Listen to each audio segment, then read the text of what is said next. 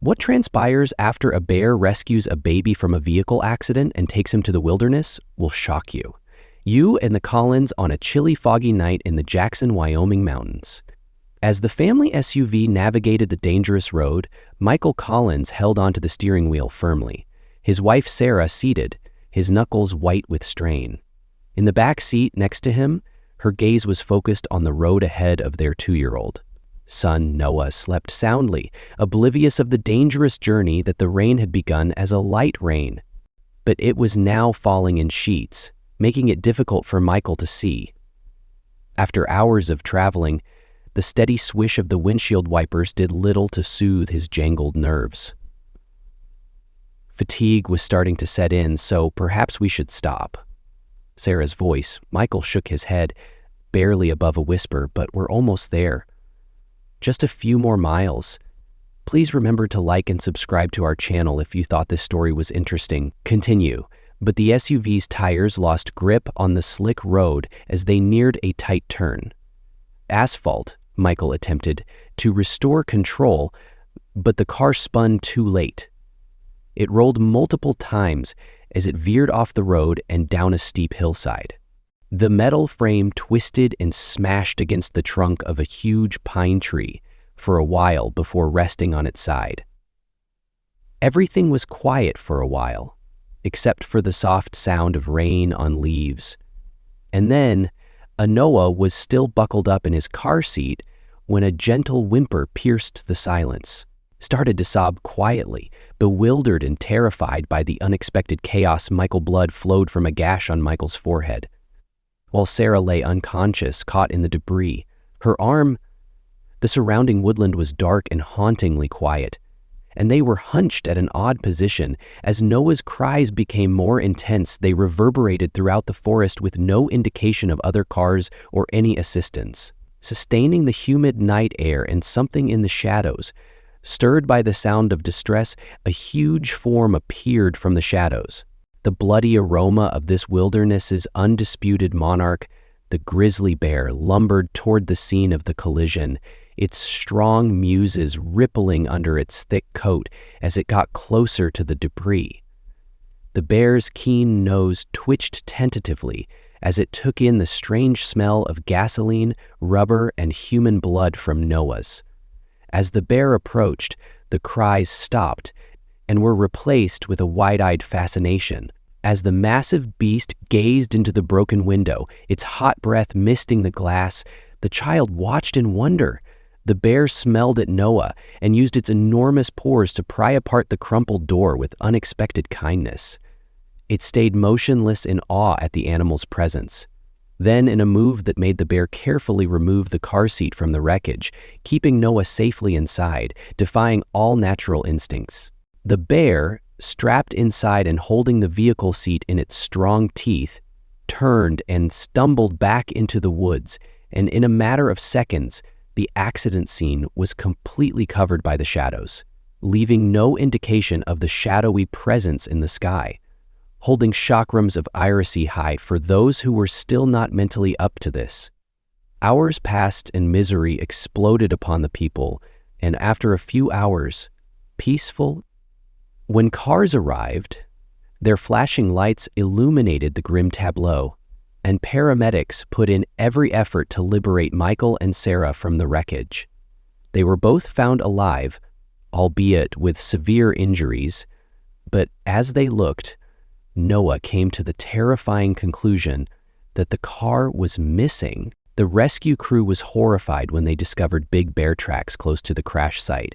The ramifications were dawn broke over the mountains, bringing with it news of the tragedy, and the community came together to organize a search for the missing child, as word spread like wildfire around Jackson, a tiny town.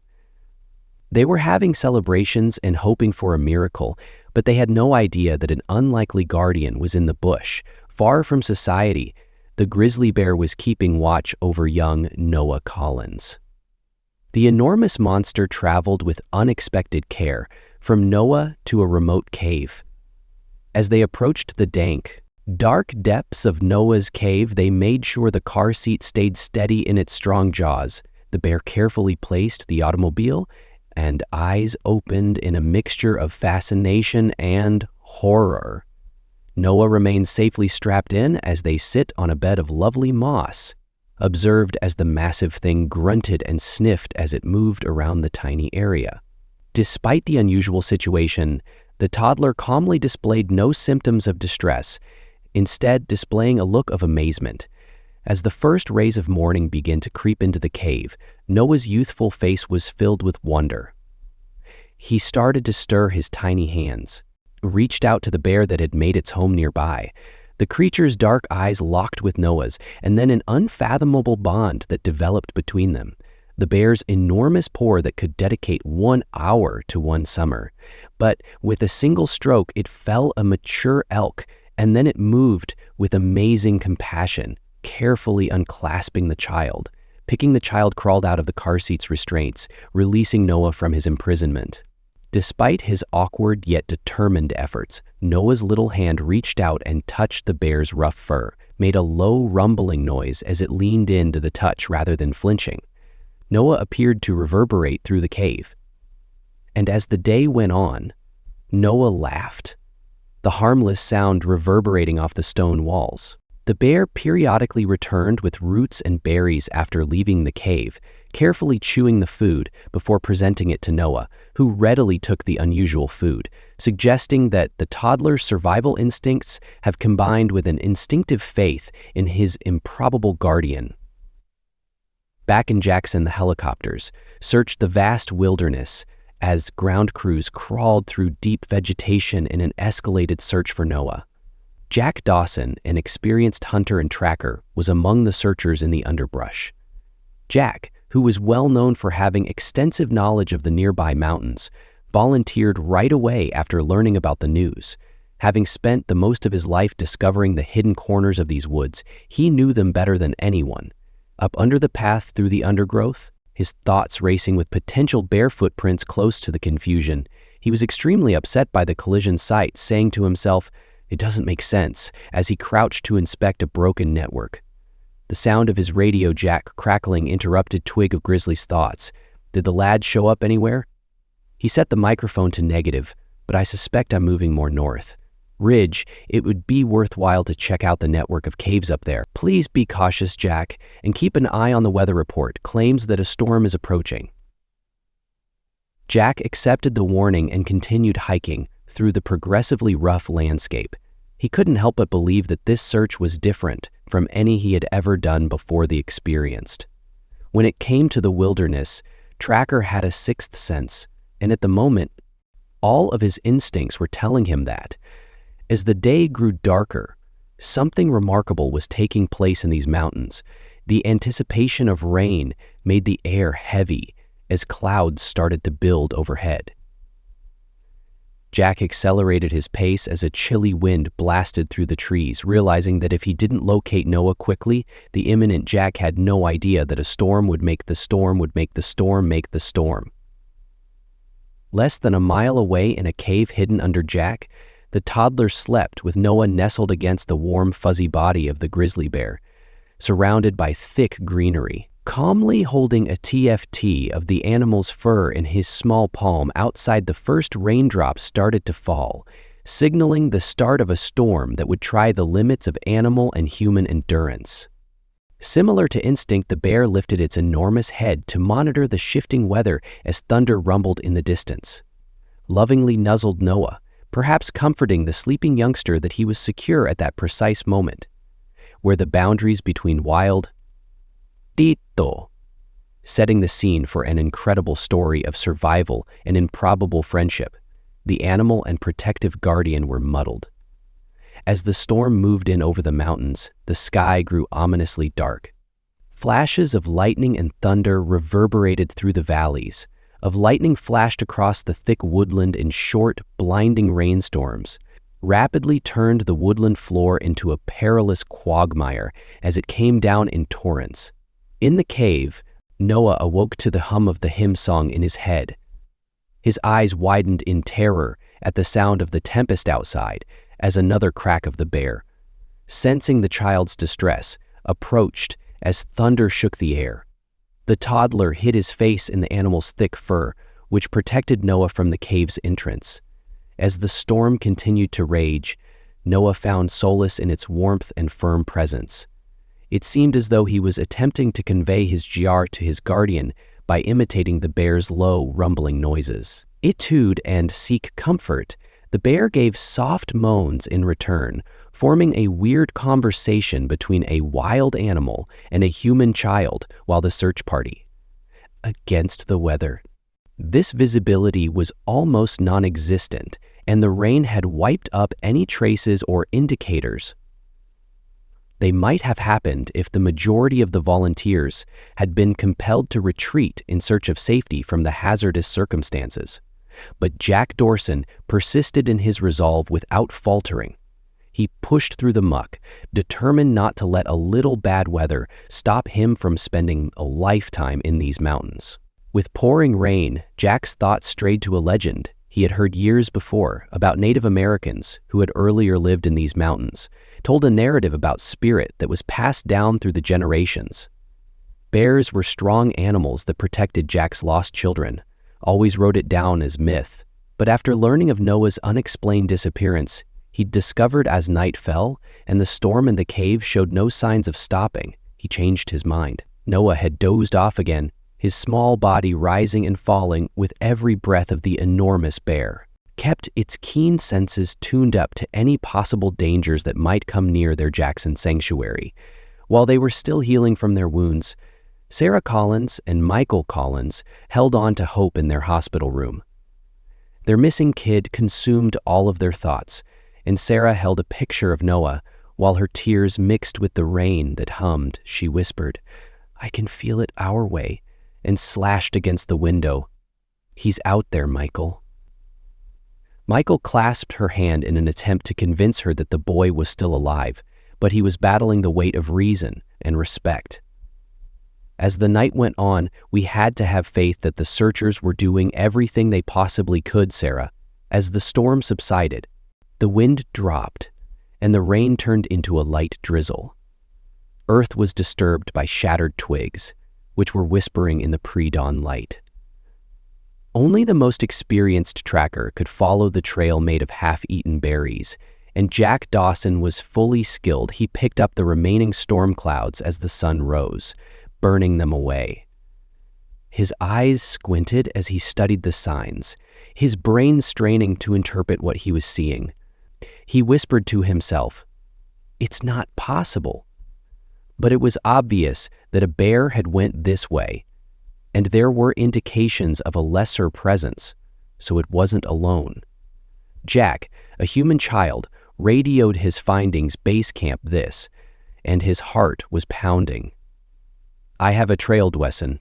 You won't believe it, but I believe Jack, are you certain that's what you're saying?" The reaction was instantaneous and skeptical that the youngster may be with a bear. "Impossible.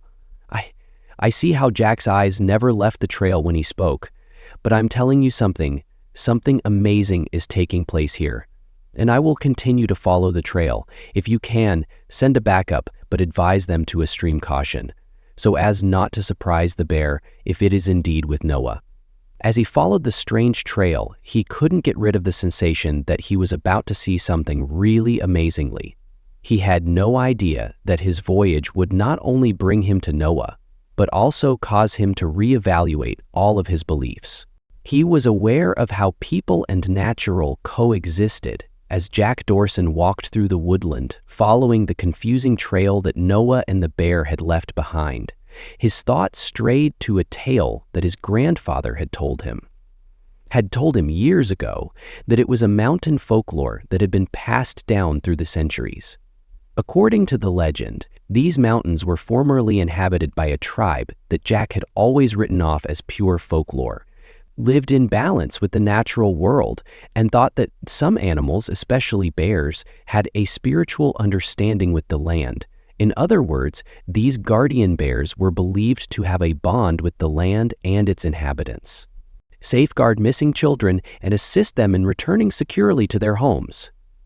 Jack had always been a down-to-earth man who relied on his abilities and background instead of folklore, but now, confronted with as he climbed a ridge, Jack, he found himself reevaluating his cynicism in light of the incomprehensible evidence in front of him.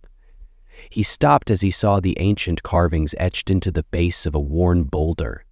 The rudimentary petroglyphs showed bears standing up and encircled by smaller, human-like beings.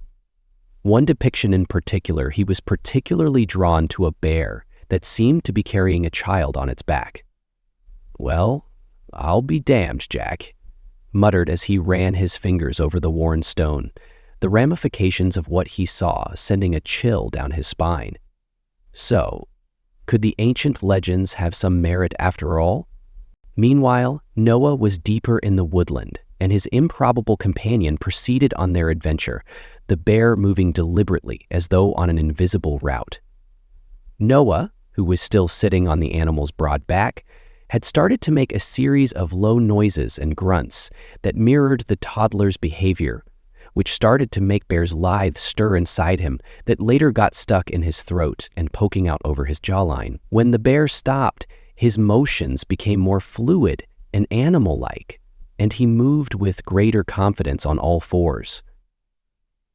Noah would descend to forage, mimicking its movements with his tiny hands to gather berries or dig for roots. The strange couple came along a swift-moving river later in the day, and the bear stopped at the water's edge, appearing to evaluate its options. Noah rubbed the animal's fur after noticing its hesitancy. Despite being reassuringly human, the gesture appeared to cross. The bear cautiously made its way into the river at the intersection of two universes.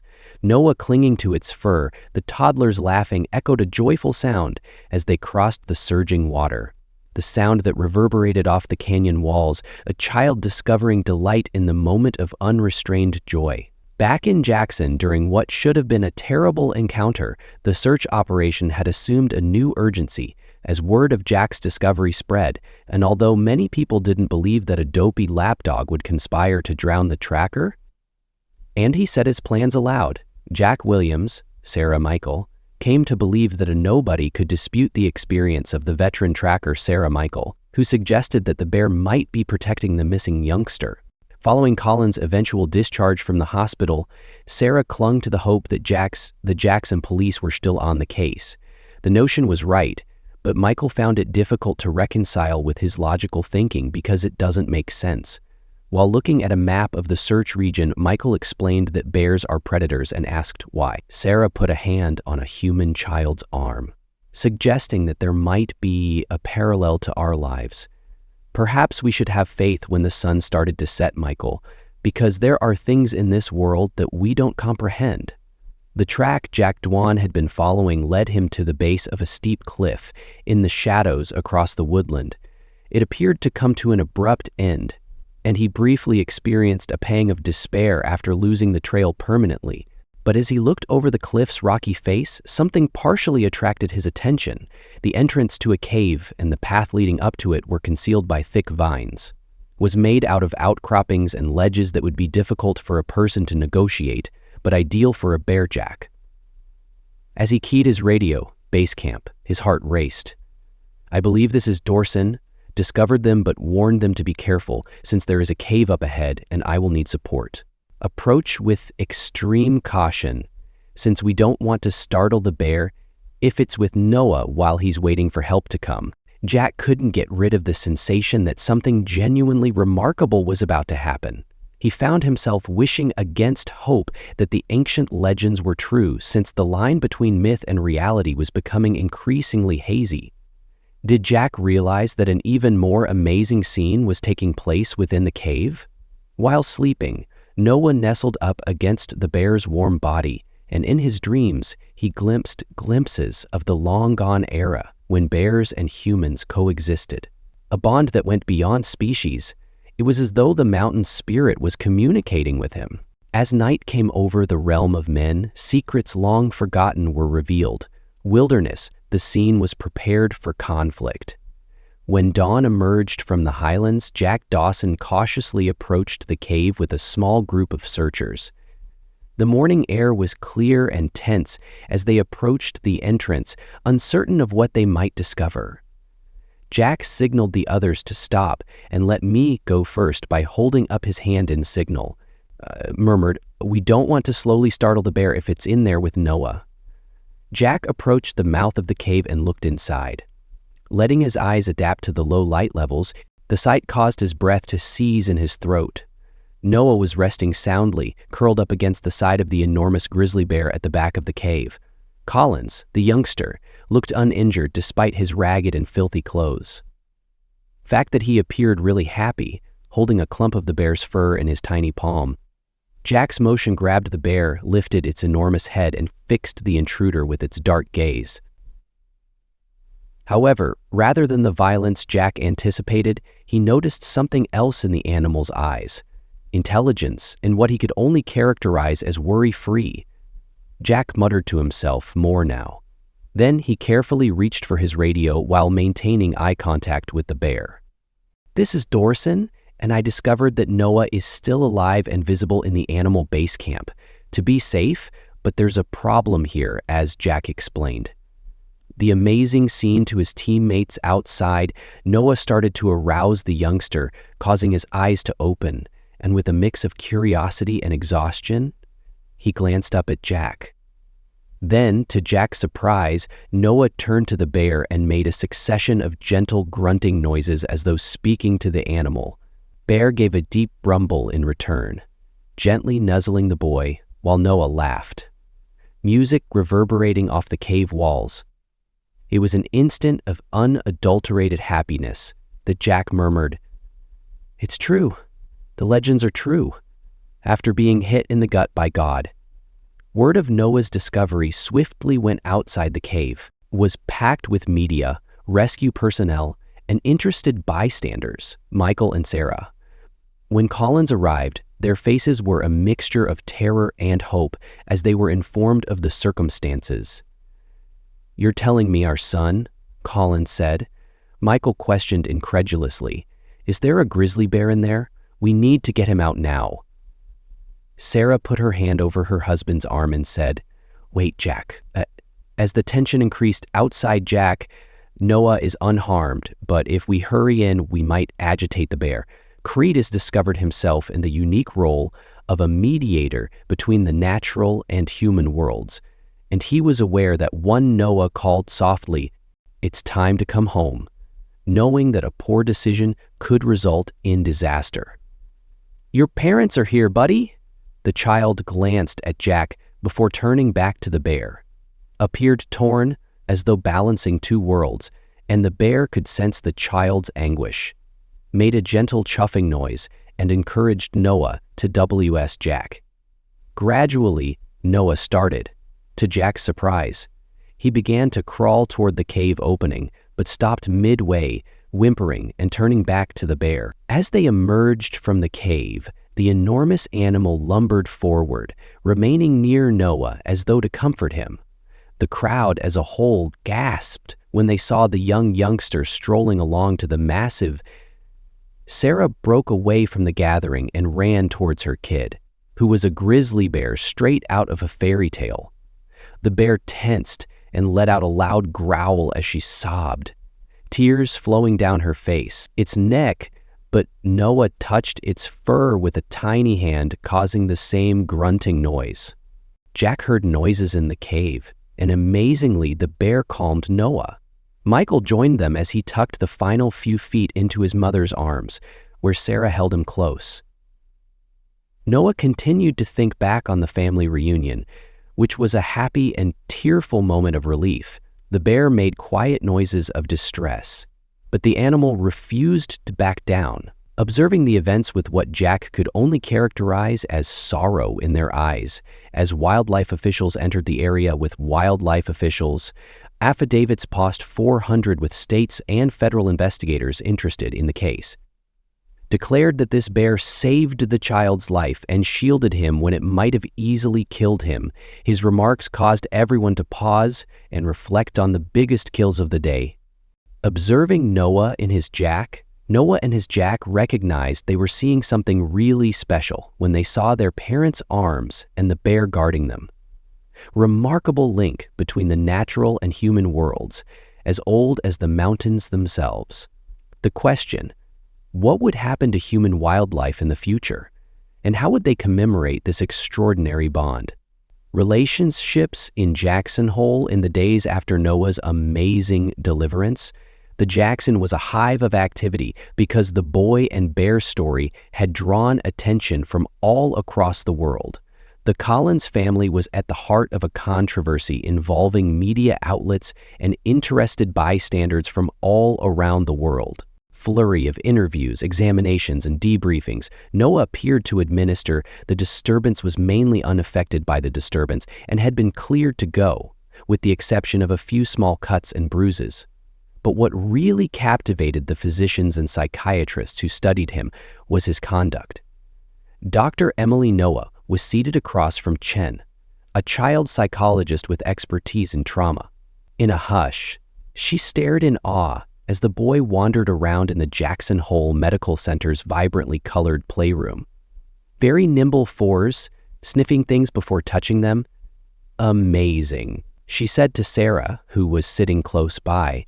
He seems to have adopted some IGN acts, as though he left an imprint on the bear while he was in the wild. Sarah nodded, her face showing a mixture of wonder and worry.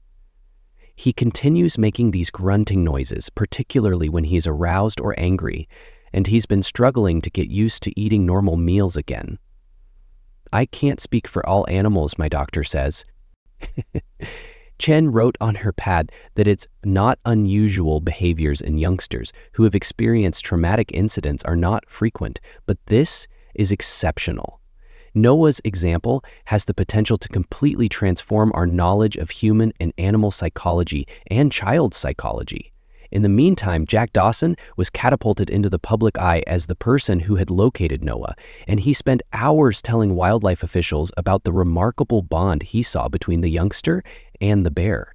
I'm telling you, scientists and journalists, he remarked, bending forward in his chair during another bear interview, understood exactly what it was doing.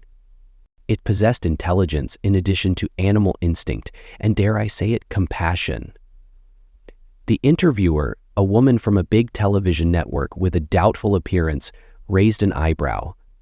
Mr. Dorson, you're implying that this grizzly bear, who is known to us as a predator, deliberately decided to defend a human youngster Jack encountered? Look steadily. I understand how that would sound if I hadn't witnessed it firsthand. I wouldn't believe it either, but yeah, I am saying precisely that, and I believe there's more to it than that. I believe we are dealing with an old issue that ties us to these... While Jack was speaking, his thoughts drifted to the mountains and the local wildlife. He had not yet disclosed the petroglyphs he had found throughout his hunt since he was unclear of how to spend his time. It took several minutes before Michael could get back at their house. By 5:30, Michael was having a hard time balancing the strange circumstances surrounding his son's return with the miracle of his return.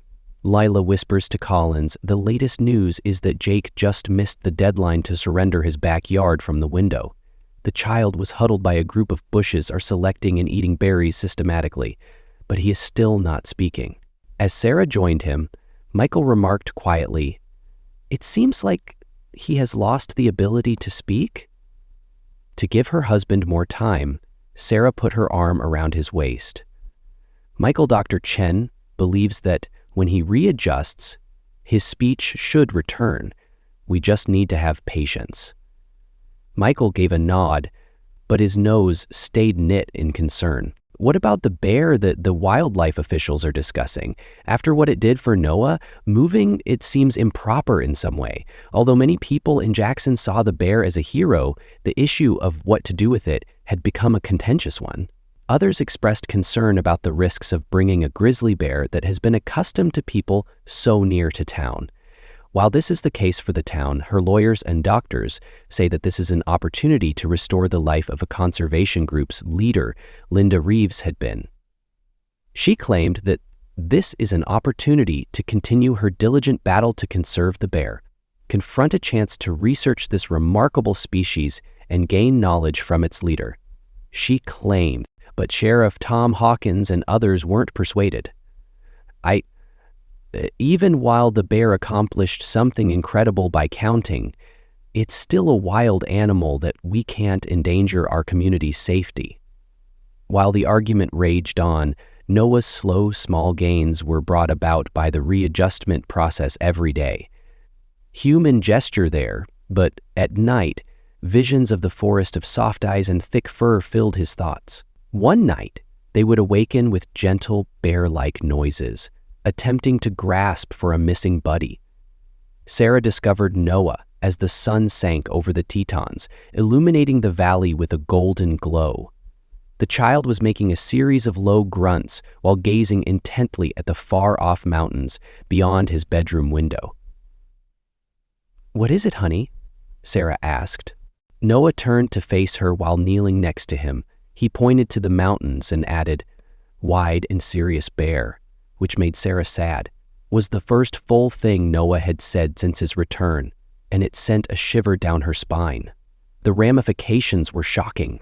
Could her son still have a bond with the animal that had kept him safe? Jackson Hall was enveloped in darkness as he considered how to let Noah fully return to his normal life and what to do about the bear. Human society loomed huge, yet there was more to it than these pressing issues.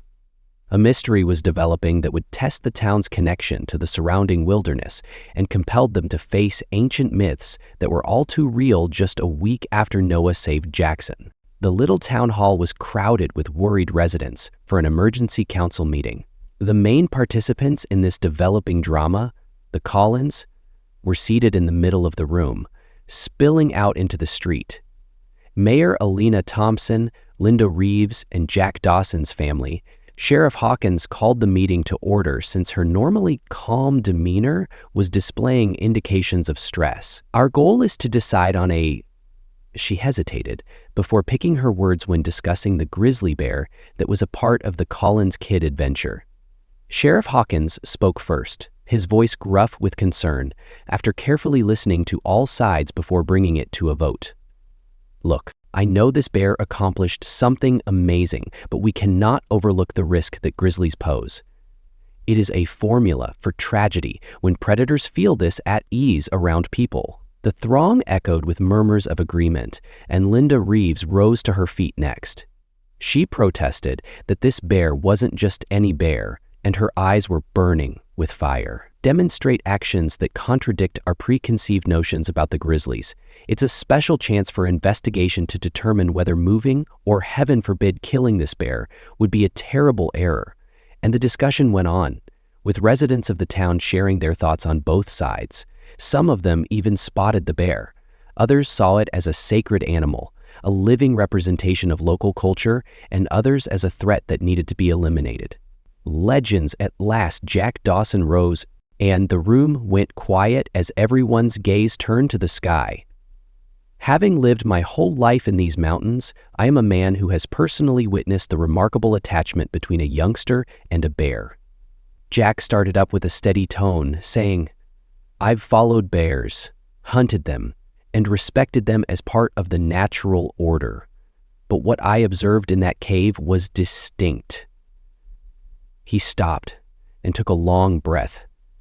"And I discovered something wonderful during my look for Noah, in these ancient petroglyphs that depict bears guarding human children." A whisper went through the crowd. "I believe we're dealing with something older than any of us understand," the mayor said. Thompson moved forward, her curiosity piqued. "Mr. Dorson, what are you suggesting?" "I'm proposing that we look at a third alternative, rather than moving the bear or allowing it to roam freely. But what if we established a sanctuary or protected area where the bear could live without interference, but where we could also research it, learn from it, and perhaps even reconnecting with something we've lost is a radical yet somehow lingering thought." Linda Reeves broke the pause, which was appropriate. "Yes, we could create a sanctuary, turn it into a research facility, and invite specialists from around the globe who could establish Jackson as a global leader." As the room hummed with this new potential in wildlife conservation and research, everyone's eyes turned to the window. A week ago, Michael, a member of the Collins family, rose up and cleared his throat. I would have said this was strange, but given how Noah has been impacted by this encounter and how he still feels a connection to that bear, I believe Mr. Dorson. Sarah nodded in agreement, holding Noah close, suggesting that she might be onto something, was unusually silent during the discussion. Then he abruptly pointed to the window, bear, and remarked, "Clearly, bear come." Sheriff Hawkins walked toward the window as silence descended on the room, reflexively reaching for his holster. But when he saw the grizzly bear standing at the town's edge, he froze in place and did not move. Mayor Thompson got up to approach, just standing there as though it knew its fate was being decided. Her choice? I believe we've all just seen something extraordinary, and I suggest Rose is handed around the room as we vote in favor of Mr. Dawson's sanctuary plan. Evident majority, even Sheriff Hawkins, who hesitated for a second before raising his.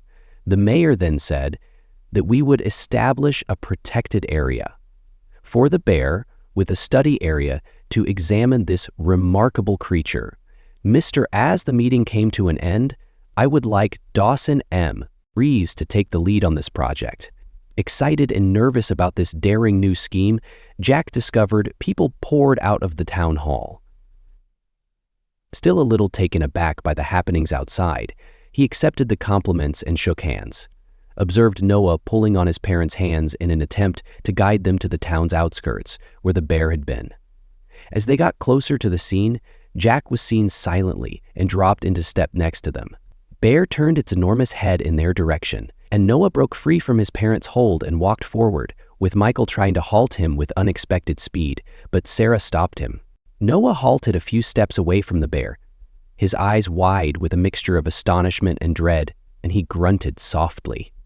For a brief period, the toddler and beast looked at each other as the animal answered with a low rumble and lowered its head to the boy's level. There was a silent exchange between them, and then the bear turned slowly. Noah watched it go with a slight smile on his face as it limped back into the jungle. "Softly, bear," he replied, with a pleasant expression. As they saw the grizzly vanish into the twilight, they went home, felt a strong sense of justice descend upon him. They were starting something new, something that would make them reevaluate how they perceived nature and their role in it. But observing Noah at the tranquility in the boy's expression, Jack knew they were headed in the right direction, regardless of the mysteries that remained ahead, regardless of the difficulties they would encounter in establishing this sanctuary. They were paying tribute to something powerful and ancient.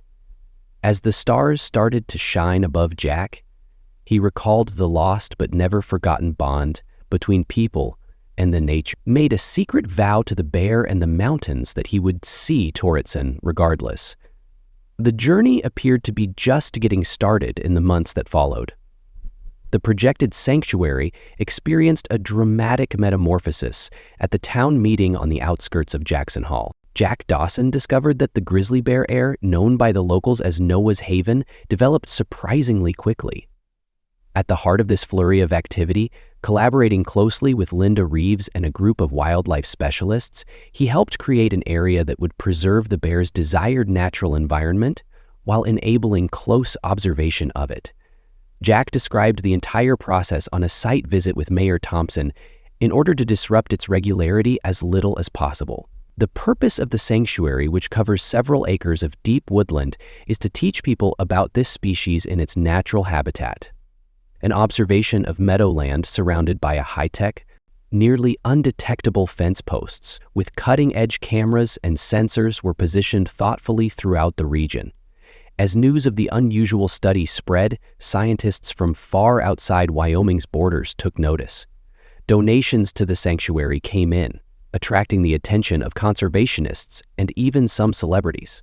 Regarding the development of a state-of-the-art research center on the outskirts of the sanctuary, Dr. Elena Rodriguez, a distinguished scientist at Utica State University of California animal behavior expert, came to Jackson to lead the research team. As Sarah and Jack explored the property, her eyes glistened with excitement. She was astounded by the statistics from the initial weeks of observing the bear's behavior. Keeps defying our comprehension of grisly social structure images. It appears as though it is anticipating something. Jack nodded, his forehead furrowed in contemplation. I've also noticed that it keeps coming back. Do you suppose it misses Noah at the location where we last saw it? Dr. Rodriguez shook her head in wonder. A year ago, I would have claimed that was not conceivable, but now that the sanctuary has taken form, Noah carried on with his own incredible recuperation and adjustment process. His parents had signed him up for a unique program created by Dr. Chen that blended conventional therapy with visits to the sanctuary's perimeter under close supervision. During one such visit, Sarah saw with a mix of astonishment and fear as Noah stood with his little palm at the sanctuary's edge. On the opposite side, just discernible through the undergrowth, jammed against the unseen barrier, was the enormous shape of the Noah, the grizzly bear, spoke quietly while grinning broadly, a string of low grunts, and, to Sarah's surprise, the bear roared back. Dr. Chen standing the level of communication between them is extraordinary, she said, referring to the adjacent hurriedly scrawled notes. As the weeks at the refuge stretched into months, they created their own language, which became a center of activity, drawing scholars from all over the world to Jackson in order to investigate this special connection. Between people and the town itself saw a surge in business, with new eateries and hotels opening up to accommodate the flood of tourists. But not all were happy with these changes. A loud minority, led by a Hank Grimes, a local rancher, objected to the sanctuary's existence. Hank complained at a town hall meeting that we are interfering with the sequence of things that belong in the zoo. Despite these criticisms, the wild does not exalt the zoo. Sanctuary remained prosperous, with the grizzly bear at its center, lovingly known as Guardian. Jack stood in front of the study team one brisk October morning. The bear was in a clearing at his favorite observation location, where he was using powerful binoculars to observe Guardian. What do you think of this, Dr. Jack? Who appeared to be making a complex series of moves while passing the binoculars to Dr. Rodriguez. Dr. Rodriguez's eyebrows raised in surprise as she watched for a brief moment. Appears to be a dance, and several naked species are known to move rhythmically. However, while they watched Guardian Rose, I never saw something like this in grizzlies. It was a captivating sight, powerful yet strange, as it swayed gently onto its hind legs. Jack reached for his radio as the facility's alarm abruptly sounded, saying, "What's going on? We have a breach." Jack's heart raced as he heard the frantic response from the south entrance. "It's the Collins boy. He was inside the sanctuary." And Dr. Rodriguez hurried to the south door, asking how Noah had managed to get past the security guards and other questions. Crucially, how would Guardian react as they got closer to the clearing they saw? Noah was facing the Guardian in the middle, and the enormous bear had dropped to its knees to observe the Noah. Sarah's terrified cry echoed from the edge of the sanctuary, where the youngster was listening. Security personnel were holding her back, but Noah didn't seem afraid. Instead, he started to move in a manner that was similar to the swaying motion they had saw Guardian do before.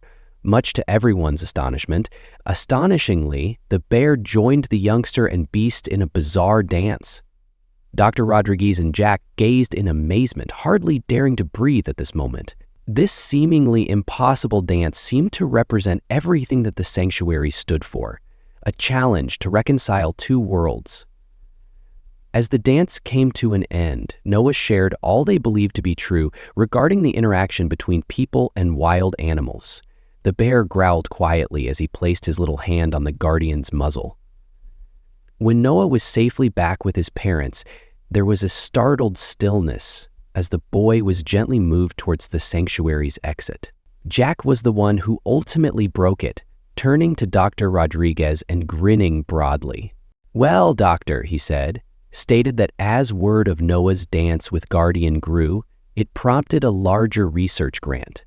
worldwide discussion regarding the interactions between humans and animals and our role in the natural world, the sanctuary was formerly a local.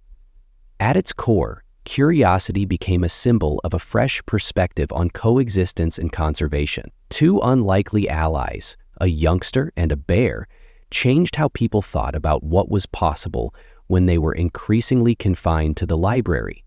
Yet they experienced a sense of engagement and joy in the process. When the study discovered that Jackson Hole and the sanctuary was covered in immaculate snow, people and the animals genuinely connected. Dr. Rodriguez stormed into Jack's... She exclaimed, breathlessly spreading, "Jack, you must see this." Her cheeks were flushed with enthusiasm on a chilly morning at work. We have been keeping an eye on Guardian's hibernating patterns, and he has a number of thermal imaging pictures on his desk. Jack leaned with his forehead furrowed in focus as the pictures displayed the bear's den, glowing warmly, suggesting, in addition to the Guardians, there was a smaller heat signature snuggled up behind the bear. "Is that Jack?" Dr. Rodriguez nodded her eyes, almost believing what he was seeing. The sanctuary was rocked by the news that a cub had been born to a Guardian. They mistook the Guardian's size and actions for a male, but she was actually a female, and she had been Jack. All changes when she becomes pregnant during her entire relationship with Noah, whispered while continuing to gaze at the pictures of a mother bear guarding a human child. Bearing her own, which contradicts all of our preconceived notions about bear behavior. They talked about the Sarah Collins showed up for Noah's routine visit to the sanctuary as a result of this finding. When Jack and Dr. Sarah's hand shot to her lips in surprise when Rodriguez broke the news, and Noah was aware of it. She muttered. Hune has been mentioning a bear baby for weeks, and we assumed it was only his imagination. But the discovery of the Guardian's cube gave the study a fresh perspective and raised innumerable questions. The team diligently worked through inquiries regarding the bear's intentions and the strength of her seeming relationship with Noah, keeping an eye on the den during the winter and speculating about what may occur when the Guardian came out with her youngster in the researchers. Tourists to the sanctuary were filled with anticipation when the first indications of Thor appeared in the mountains in the spring. Noah was the first to notice the shift as everyone eagerly awaited Guardian's appearance from her den. During a visit to the sanctuary, he abruptly became alert and turned to face the Guardian's den, where a bear was approaching. He uttered those words with a simple smile, and sure enough, within hours, Guardian came out of her den, blinking in the intense springtime sun, and her cub was standing beside to her, wobbling on unsteady legs. The little bear's soft hair and inquisitive gaze warmed the heart, even the most stern researchers' hearts. But the Guardian's actions were what really shocked them. Guardian appeared almost as protective as most mother bears would be, yet with pride, she led her baby to the viewing area, where Noah was standing beside his parents and the study team. As the bears got closer to Guardian, he stood motionless, with a knowledge beyond his years, ceased rumbling softly a few feet away, and then, to everyone's surprise, she gently pushed her baby forward. The small bear walked over to Noah, sniffing inquisitively. After letting the cub sniff him, Noah carefully held out his hand, and then, with unknowable sweetness, Noah patted the cub's head, and then with unknowable sweetness, Noah patted the cub's head, and then, with unknowable sweetness, a human toddler and a bear cub meet in a moment of pure beauty while being watched over of both their moms. It appeared to represent everything that the sanctuary represented as a sign of human harmony and nature. As word of this remarkable experience circulated, it spurred a worldwide discussion on the possibilities for the refuge turned into a living laboratory where species could coexist and understand one another. Although new conservation and interspecies communication paradigms were emerging, this increased new difficulties arose as a result of the surge of tourists and researchers on the resources of the sanctuary, and some people saw Noah's intimate relationship with the bears Jack found himself at the risky point of advocating for more stringent separation, at the heart of these discussions promoting a fair strategy that would permit further research while guaranteeing the protection of wild ape. It was a tight and sensitive RPP to walk, but he was safe for both people and bears. As spring blossomed into summer, Noah was eager to see it through, and he continued to visit the refuge, strengthening his relationship with every interaction. The guardian and her child became stronger, and he appeared to comprehend the bears in a level that even the most seasoned researchers were unable to duplicate. One pleasant afternoon, as Noah was sitting close to a meadow's edge, when her cub and guardian approached the baby bear, which had greatly increased in size. With his fun personality now balanced with the onset of teenage independence, Noah started creating a series. He had created a language with the bear's guardian that consisted of low sounds and grunts, replied, and to the surprise of the onlookers, it seemed that she was training her cub to follow suit. Rodriguez, who was watching from a blind spot nearby, was so excited that she could barely contain it. "It's unprecedented," she said in a whisper to Jack. "It seems like they're creating a common language and a means of communication among species lines." Jack nodded, feeling a knot in his throat as he recalled the pictures. He found old petroglyphs depicting bears and people interacting during his hunt for Noah. Had they discovered something their forefathers had previously learned but had forgotten? Was this the secret to restoring a lost relationship with nature? As the sun started to set, illuminating the sky with a golden glow, Jack observed Noah bid the bears farewell for the day over the sanctuary, clutched the guardian's leg before softly bumping the cubs' foreheads in a gesture that reflected the moment's naked behavior. Despite the obstacles they encountered and the skeptics and detractors, Jack experienced a deep feeling of hope. One day at a time, they were rewriting the history of human-animal contact, and they were a part of something genuinely amazing. As Noah's face lit up with joy upon seeing his parents again, Jack made a quiet commitment to do everything within his power to safeguard this sanctuary and foster this unique bond between the kid and the bear, because he saw the possibility of a better, more peaceful world in their unexpected bond.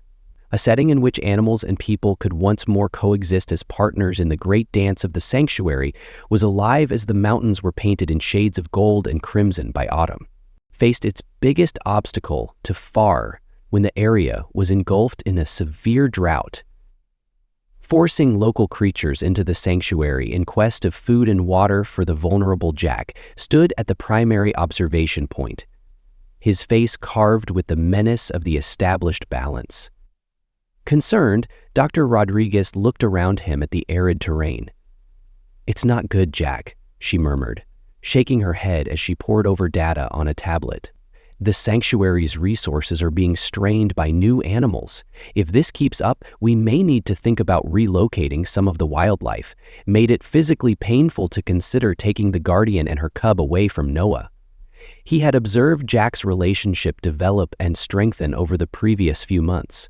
Their research was based on Noah's capacity to interact with the bears, which opened up new possibilities for there must be another way to comprehend animal cognition and interspecies communication.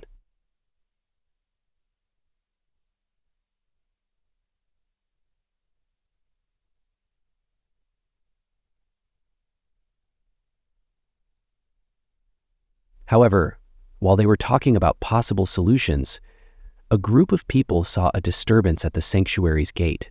Hank Grimes led a group of demonstrators, and their signs featured phrases like, "When the bear experiment came to a conclusion, Jack let out a deep sigh, because nature knows best." Although the sanctuary had always been criticized, the drought heightened their resistance, with many viewing it as an artificial interference that was currently damaging the larger EOS system. As when Jack saw Noah and his parents coming for their usual visit, he rushed to speak to the demonstrators. The boy's face brightened when he noticed the guardian and her pup in the distance, who didn't seem to be aware of the tension around the sanctuary. Hank Grimes spoke up, saying, "Gruff, this has gone on long enough, Dorson. It is time to end this small experiment and allow these creatures to return to their natural habitat, because it is disrupting the natural order." They belong to Jack, who inhaled deeply before carefully selecting his words.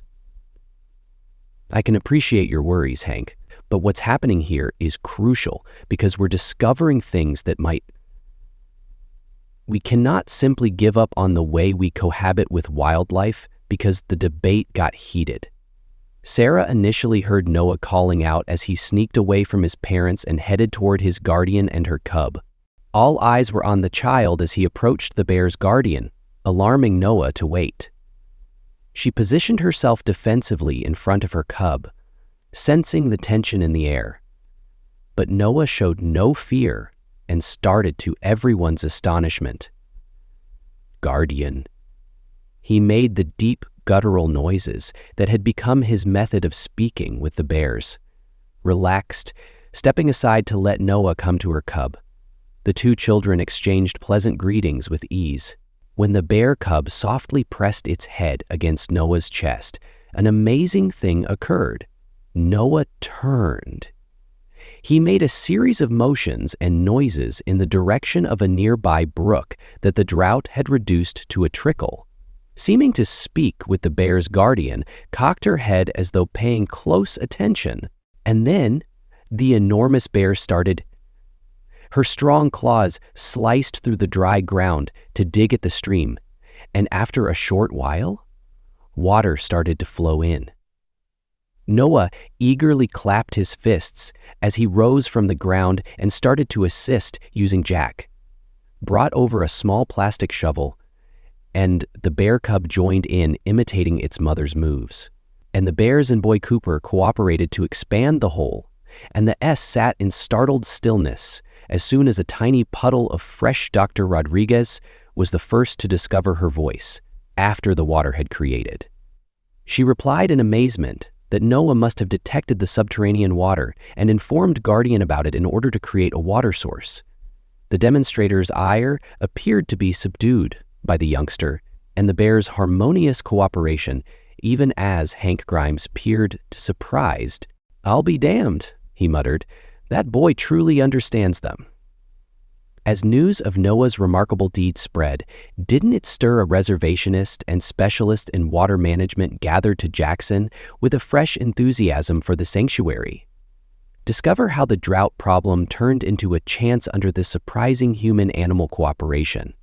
Other animals in the refuge and Noah's special guardian assisted in locating subterranean water supplies. Boy's intuitive knowledge of the bears, along with human knowledge and technology, resulted in the creation of sustainable water management strategies that benefited the entire area, not just the sanctuary. Jack saw with pride as Noah, who is now a few years older, led a team of scientists with assurance. And environmentalists, via the sanctuary, the boys' capacity to reconcile the human-animal divide has developed into something very amazing, as Dr. Rodriguez stated. "I thought we were going to teach the bears when we first started this endeavor, but it turns out that Jack nodded with a smile on his lips, acknowledging that they had just as much to teach us. The true lesson here, in my opinion, is that we are a part of nature and not something distinct from it. When we keep that in mind, as the sun sets, there are no limits to what we may do when we learn to listen and work together." Jack was filled with hope for the future as he saw the sanctuary painted in stunning hues. The difficulties they encountered, drought, hostility, and doubts, only made them more determined, strengthened their comprehension, while Noah sat with her guardian in the distance. Cub, the three of them silhouetted against the last of the light, creating a picture of the world's harmony and potential, where Jack knew with unwavering certainty that people and animals could once again coexist as friends and partners. 10 years had passed since the fateful, and they were certain that this was just the start of their incredible journey. Jackson Hall, the sanctuary, was once a contentious place, where a grizzly bear saved Noah Collins that night in the mountains. Jack Dorson's project had developed into a globally recognized center for conservation and interspecies communication studies. standing at his favorite observation tower in his early 60s, his wrinkled face creased in a smile as he took in the sight.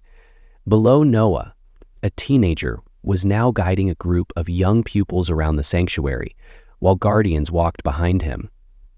Now, a mature bear, Cub moves with the effortless assurance of an animal, totally at home in both the wild and health span, with centuries of work joining childcare and other cub movements. I love this scene with her and her family. She is just totally at home in both the wild, and Dr. Rodriguez added, "It's hard to believe how far we've come. Human worlds." Joining Jack at her hair. She was transforming her knowledge of animal cognition, and Jack nodded in agreement. His chest swelled with pride at what Noah had become. A remarkable young guy whose special connection to the bears served as the basis for groundbreaking studies. Remember that the sanctuary had grown to include a cutting-edge research facility and education center. Jack laughed when we believed we were only studying one remarkable bear, and now we're revising textbooks on connection between species when they observed Noah leading his troop to a clearing where a number of bears were assembled, and he appeared to use a number of motions and vocalizations to distinguish among himself. When the bears were introduced to the pupils, they responded with inquisitive sniffs and soft growls, displaying none of the above grizzlies. They looked poised, ready to line up and chant. But it's not limited to the bears. Dr. Rodriguez said that Noah's methods are being used in conservation initiatives around the globe, and we've witnessed advancements in programs for the introduction of wolves in Europe and elephant communication in Africa.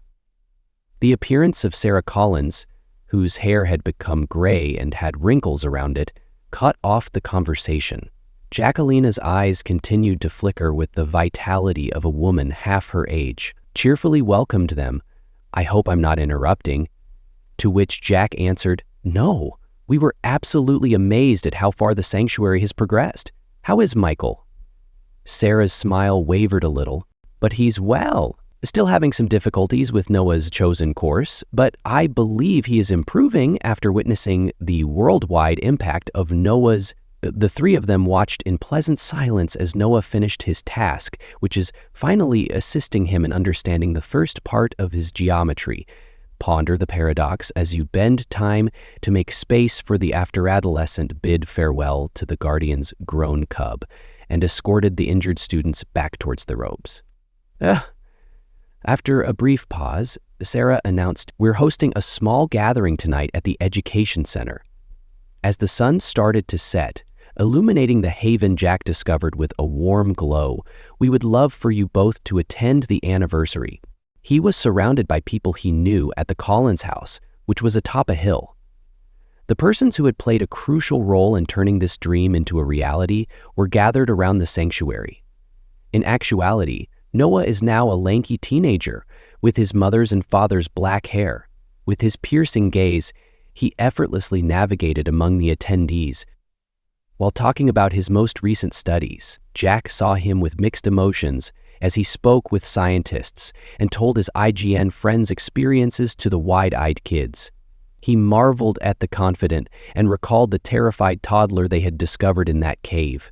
He had turned into a scent for your thoughts, young man. Out the newest arrival to the sanctuary, the boy who later. In the evening, the ability to speak with bears had also demonstrated remarkable proficiency in transcending human difference. A rough voice cut through him. Hank Grimes was standing next to him, with a glass of whiskey in his battered hand, when Reverie Jack turned around. "Hank," Jack nodded. His former adversary was taken aback, yet happy to see you here. The elderly rancher shrugged, thinking it was time to see what all the commotion was about. "I have to acknowledge, Dawson, what you've done. Something unique here," and before Jack could reply, Noah came up, his face beaming at the sight of the elderly couple. "I'm delighted you were able to attend. Rancher Mr. Grimes, did you have an opportunity to meet Rose Aurora?" Noah smiled, but Hank's bushy eyebrows made the guardians great. "This April, my granddaughter was born. Come on, let me introduce you to Noah LED. Jack couldn't help but laugh as Hank talked passionately about his. After the celebration ended, Jack and Michael Collins ended up on the back porch. After a while, Michael remarked, "You know, G," looking out over the sanctuary as the two men stood in friendly silence. "Years passed while I battled all of this, and I was terrified for Noah because I was certain that this strange bond with wild animals was real, would result in disaster." He stopped and took a sip of his beverage. "But now that he's there," the Jack clasped, "I've never been more proud of the work he's doing and the lives he's changing. Michael is a remarkable young man, and you and Sarah should be proud of him." Noah joined them on the porch with Dad Jack, seemingly drawn by their conversation. "Aurora is at the border of the sanctuary. Hurry up and meet her." The three of them descended to the adolescent grizzly bear with gorgeous brown fur, waited just beyond the invisible barrier enclosing the refuge. Her eyes were sharp and inquisitive, and Noah gave a succession of gentle grunts, and Aurora moved closer to the barrier in response to the motions, much to Jack's surprise. She got to her feet and positioned a paw against Noah's invisible fence. "Noah," mirroring the gesture, his hand appearing to touch the bear's paw despite the distance between them, translated his words, "I am honored to meet my great-grandmother's friends," as Jack, with a tone of amazement and delight. As he observed this impossibly difficult human-bear relationship, he was filled with hope for the future. The sanctuary began as a crazy notion, a last-ditch effort to memorialize an improbable flog. The bond between a mother bear and a lost boy had developed into a beacon of hope, something much more, seeking a fresh sort of human nature interaction at that very moment when the stars were shining overhead. With the soft forest sounds all around them, Jack was aware that their task was far from done, but he also understood that everything was possible with Noah at the forefront, bridging the gap between species. The legacy of a youngster and as dawn came over the sanctuary, something was just starting to unfold, and its impact would last for decades. Noah Collins was standing at the edge of a well-known clearing on a cool autumn morning. By the age of 25, he had developed into a tall, slender man with a serene assurance that brimmed next to him for years. He was still sprite and sharp-eyed. "Are you certain about this?" Noah Jack inquired in a worried yet enthusiastic tone, and Noah nodded resolutely. "He's grinning. It's time, Jack. We've come a long way, but there's still a big world to explore. Take what we've learned here and implement it globally." Today was the start of a new era for Noah in the sanctuary, following years of groundbreaking study and conservation efforts. As he gets ready to travel abroad, his objective is to use the communication skills and technologies built on Earth. As they awaited a stir in the wilderness, the sanctuary created protection measures for endangered species worldwide. Aurora, magnificent adult grizzly, was heralded by underbrush, walked over to meet Noah with a familiar ease, gently bumping her enormous head against his shoulder. Noah then placed a putting his hand on her fur and briefly closing his eyes, which glistened with unshed tears when he opened them. I'll be back," he whispered quietly. "But I miss you, old friend." Jack observed, talking with a knot in his throat. He recalled the terrified child they had discovered in the forest those years ago and was astounded at the guy he had transformed into, and Noah's communication skills. With bears, his intuitive knowledge of animal behavior has broadened to include a variety of animals, flowers, waters, birds, Parrots, birds, the ground and the heights most miraculous. Parrots, with immaculate physique, scientific knowledge for animal cognition and conservation. The sanctuary's research had exploded, turning what had been a contentious experiment into a blueprint for global conservation initiatives.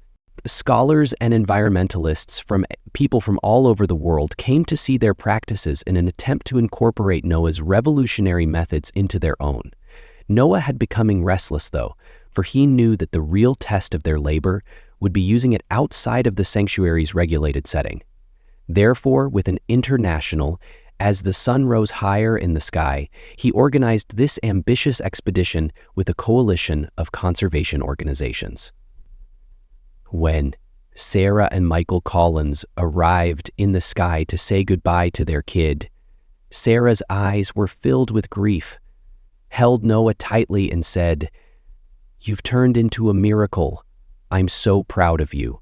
Michael, who had previously doubted Noah's unconventional course, now embarks on a mission.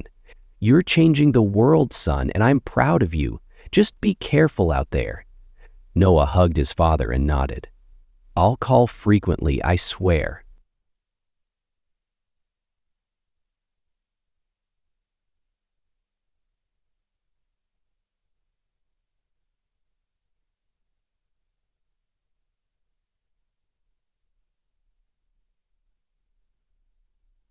Lily took a stand, her eyes gleaming with a mixture of respect and something more profound. "We'll guard the fort while you're away. After I had the opportunity to meet you, I was excited since I started to think about you. My soul speaks the text given the style of your profession and the edge of the clearing. Young investigators and pupils with Noah, you must be the person who has benefited. Something more profound, "We'll guard the fort while you're away," she murmured in a somewhat hoarse voice. "But remember about us small people, when you're gone safe protecting the world." Noah smiled and gave her a brief embrace, as though he whispered that there was a tangible, unspoken bond between them. As Noah turned to leave Aurora, he promised a future that had not yet materialized. The bear made a low, melancholy noise and ascended on her hind legs, looming over Noah, turning back to the humans and put a final palm on her muzzle. He said softly, "I'll miss you too, but I'm not really leaving when I first met the girl. Everything I do outside, including helping animals and preserving habitat, is a direct result of what I've learnt here." With a parting salute to his loved ones, Noah embarked on the journey that would take him from the sanctuary to the outside world, and Jack watched him leave with a range of complicated feelings, including pride, hope, nostalgia, and a hint of melancholy, he murmured, turning to Sarah, and Sarah nodded and wiped away a tear. "So, I suppose this marks the beginning of a new chapter, Michael. How one incredible event can transform so many lives and ignite so much positive energy is just amazing, isn't it?" Jack found himself thinking about the incredible as they returned to the sanctuary's main complex. From that scary night when a youngster got lost in the wilderness, to the amazing bond, they had all traveled the same path, created between a youngster and a bear, to the establishment of this refuge, which has transformed our perception of Noah, was now applying his knowledge of animal cognition and conservation to the genealogical maps of Jacob's ancestors. With such an analysis before them, Jack could only envision the effects of the bridges he would construct between the natural world and humanity. As when they arrived at the top of a hill, Jack stopped to gaze over the sanctuary, observed the bears moving about their area in peace, while the researchers were hard at work at their stations. As students enthusiastically absorbed information that would influence conservation's future, Jack felt a deep sense of fulfillment, as the tale that started with a lost youngster and a bear that protected him had become intuitable. Something much bigger than what he could have ever dreamed of had turned into a beacon of hope, demonstrating the possibility of balance between nature and humanity.